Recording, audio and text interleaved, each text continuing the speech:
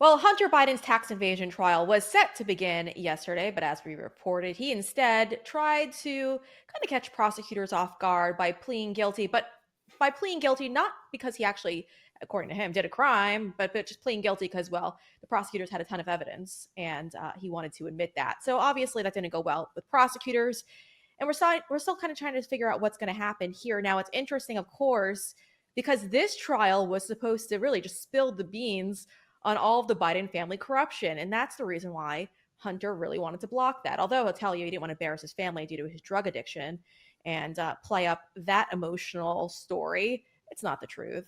Joe Biden was involved in a lot of Hunter Biden's business dealings, and this trial would have, or still can, air all of that out. Joining me to discuss is Marco Polo's Garrett Ziegler.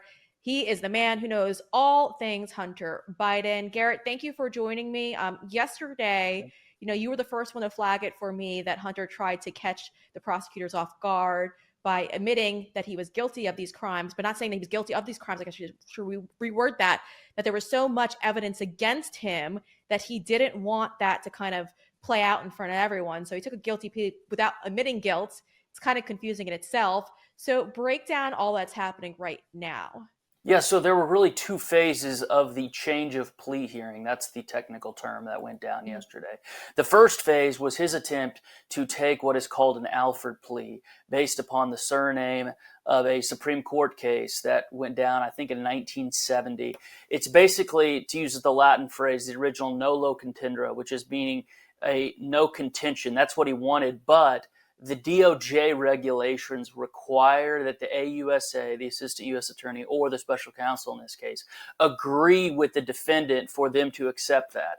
And the Ninth Circuit, which is what the Central District of California is under, obviously, the Ninth Circuit case law is very clear that the judge does not have to accept a nolo contendere plea. It's basically a version of a plea. And because the judge didn't accept it, or I think the exact thing that went down yesterday, we've yet to see a transcript, is Scarcy, the judge, was going to make Abby Lowell, Hunter's attorney, and him come back at 9 a.m. for oral argument on why the judge should accept the nolo contendere, which again is just a variation of a plea. But he blinked, Hunter did, and the prosecution didn't budge. And so what happened is there wasn't even a plea deal. Plea deal is a side agreement. What literally went down is that the indictment, all 56 pages, were read aloud in the courtroom, and he pleaded guilty to that. So there was no side deal this time, and this is, again, on the part of the prosecutors to save face. The plea deal back in July of 2023 was a total and unmitigated disaster. It was an embarrassment for the U.S. government that they were going to let him get off with so much stuff. And so they really held his feet to the fire on the charges that were brought. Obviously, your listeners and viewers know that the main story here is not which charges were brought. He's obviously guilty of those. He said it himself yesterday. What the story is what wasn't brought. And that's where we come in. At the top, you put a screenshot of the exhibit list. That's what our service to the public is. Even though there's no trial going on, we have, through the laptop and published in our dossier, and the URL to that said dossier is below my face in the Chiron, we go through like 25 of the 250 exhibits. So what we planned on doing, I was going to go out there.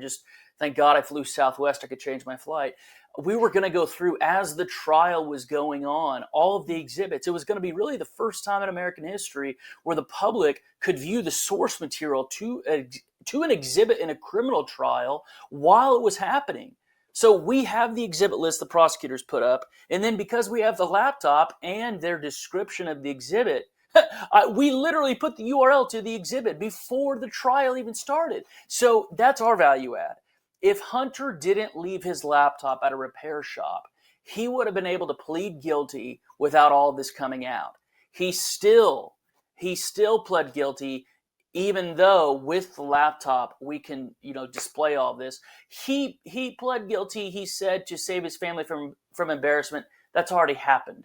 What he didn't want to do was sit there like a big boy in public for 2 weeks while the government called his pimps, hookers, and dealers as witnesses. It was really about saving his arse, as the British say, and his father's. Yeah. Yeah. And again, he plays up just like Joe Biden does all the time. He plays up the I'm a recovering drug Yes, addict narrative as Joe Biden does whenever he's totally talking to anyone. ridiculous. It's totally ridiculous. And it's meant to kind of anyone who criticizes him to make it look like they're bullying a 50 something year old man, Yeah, which is obviously not the case. But all they have is this fake victimhood card that they pull out at this point because they're so corrupt and they yeah. just don't want that to be out there. I wanted to actually play a clip up for you though, because Joe Biden has repeatedly said, and we have it obviously on tape, that he wouldn't pardon his son Hunter. So let's take a listen to that. And then I want to get your take on the other side of this. I'm extremely proud of my son Hunter. He has overcome an addiction. He's one of the brightest, most decent men I know, and I am satisfied that I'm not going to do anything. I said I abide by the jury decision, and I will do that, and I will not pardon him.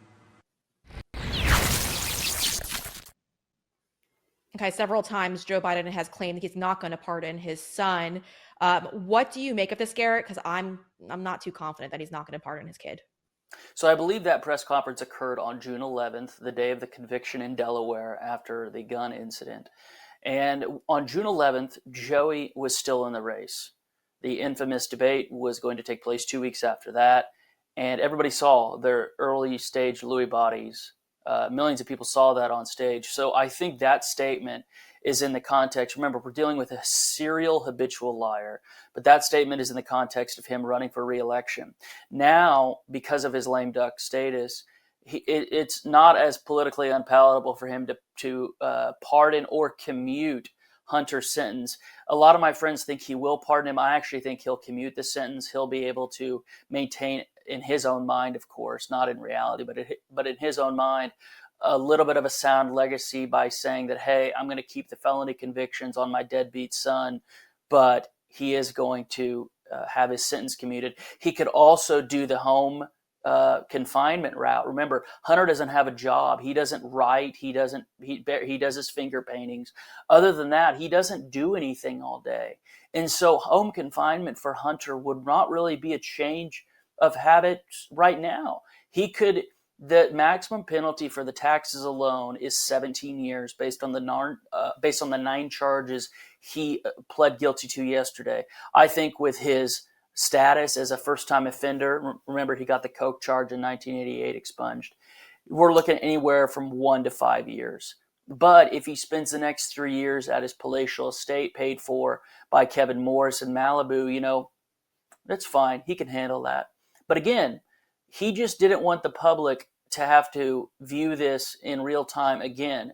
And our service to the public is that we chronicle 459 violations, not by Hunter alone, we're fair, but by Hunter, his daddy Joey, the only person on planet Earth who can get him out of this jam, and their business associates. 459 violations. We haven't been sued for defamation. We've been sued for hacking.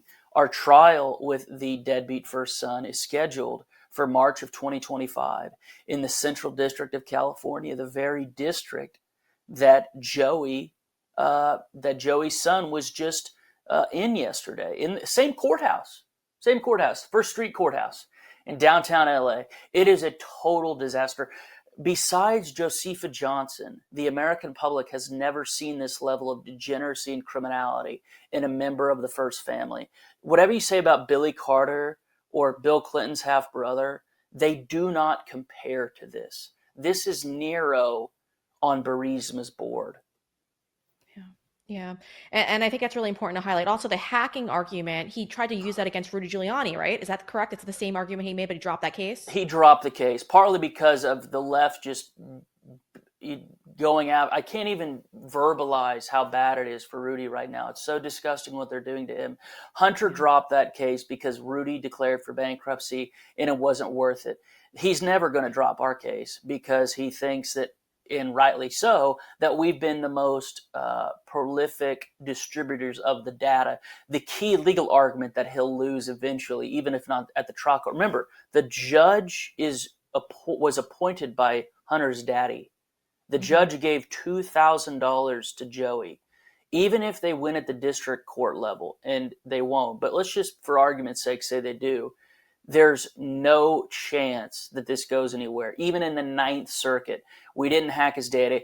It's not his data. That's the key of the argument. He abandoned it. Yep. Period. Yep. Yeah. And that's the key point in all of this. And it's lawfare.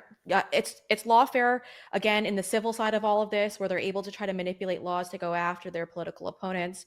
And the goal is to, if they can at any point, try to bankrupt you, Yes. or just to get you to just shut up. And we saw him do that to Fox. Obviously, we spoke about that, you and I. Fox did pull down their series Sad on as hell. Hunter Biden. Still haven't brought it back. I looked, I think, a couple of weeks ago. I didn't see it, and I asked Fox if they plan on bringing it I back. would They look, didn't except respond. we ended our Fox Nation subscription for Marco Polo the day that they put their tail between their legs. Yeah, because they're cowards, and I But know guess that what? firsthand. Yeah. My friend Kanekoa from Hawaii Uh, put it on Rumble. So the entire series is on Oh. Rumble. When we get off the line, I'll send you that URL. Maybe you can help promote it. And he put those up back in 22 and 23. So they're up for posterity. And that's why this book is able to be read online for free. 10 million IP address hits so far. 10 million. That's like, That's amazing. 3% of the country. It's a large country, not even counting all the illegals. So you can go to bidenreport.com, read all about this, keyword search it. Remember, this is not somebody who the first family hid away in a cabin. Joey, who we just heard from, at that podium, he said he's one of the most honorable men he knows. This is the smartest man that our U.S. president knows from a pure intellectual capacity. That's what he said. So this service that we've done on the trial is go through the exhibit list and describe in detail and with great granularity the comportment, characteristics, and priority of the smartest man the U.S. president knows. Yeah, Garrett, this is a great Christmas gift too. Maybe for those listening right now, they have, like me, liberal sisters or brothers maybe, and they want to wake them up to this corruption that they're not going to see anywhere else. This is a great gift idea. Thank you. So It's again, a great coffee table. You can't beat it on the coffee table. it's on my coffee table. I texted you. People were in my house for a nice little barbecue helping me. And they're like, wait a minute, what is this? And we're going through it. And I was like, oh, just be careful. Wait until you finish dinner before you open that up. That's a good point. But it is a great book. It's a great read. You've done extensive work reading into all of this. Real quick before we go, what do you expect now that Hunter is trying to bail on this trial? Do you expect that there won't ever be a trial? We won't be able to see this play out in court? What's your kind of take on all of this? The most likely scenario is that he's got both sentencing dates have been set. Delaware in November, Los Angeles in December. The most likely scenario is that he gets sentenced to 1 to 5 years in both of the cases. I think the Delaware one's probably 1 year and a day. They do that so he can get out earlier in good time. They'll probably run consecutively. And the most likely scenario is that he gets sentenced to 1 to 3 years and Joey commutes his sentence. But the real justice would be the special counsel. Remember, we don't think this is going to happen. But what justice requires is about a 19-count indictment in the District of Columbia or Delaware or the SDNY on FARA violations and money laundering. The special counsel can still do that. That's why Joey's going to be pressured to do the complete and full pardon, like Gerald Ford and Richard Nixon. You can't pardon for future activity, but you can pardon all past activity, and that's what's going to be pulling at Joey's pant leg from Hunter and Kevin Morris, who we're also being sued by.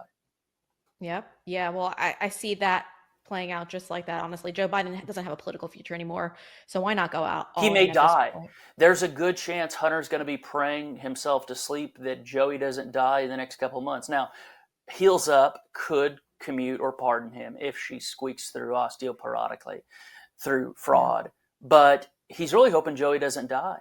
And that's not out of the question. Yeah. Yeah. The whole family is, it sounds like. He could just die in his sleep tonight. Nobody would find that surprising if he died in his sleep tonight.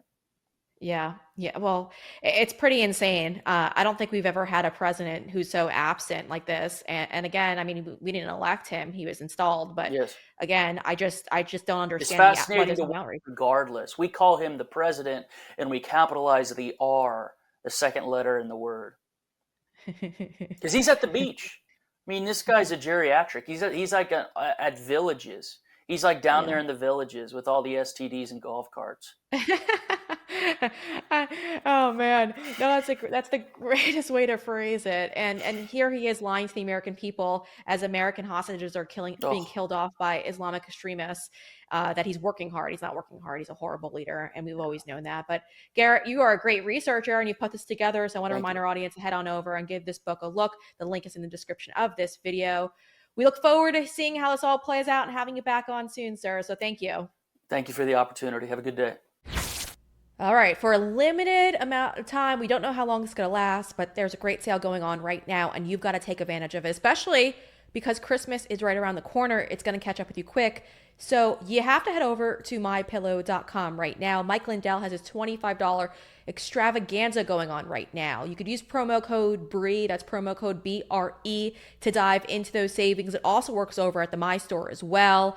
But listen, these prices are incredible. They're not going to last forever, folks. You can head on over right now. He's got $25 Giza pillows right now. Take a look at that. That is amazing. I've never seen that low of a price on his website yet. So head on over to mypillow.com. Use that promo code BRE to save up to 66% off. That is the best promo code to use, of course. So use promo code BRE to save.